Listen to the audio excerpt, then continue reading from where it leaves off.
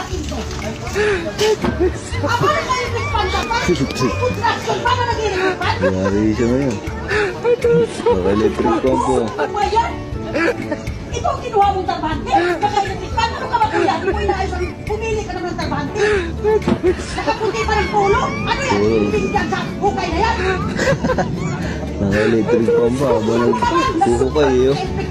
Electric pan ka ba? Ano gusto mo? Aircon? Yari talaga doon sa may-ari. Wala na siyang pakialam dapat yan. Naka-electric Kung ano yung electric pan niya, okay lang yan. Ang problema yan. Baka gusto mo, lagyan ko pa ng kuton yung mo.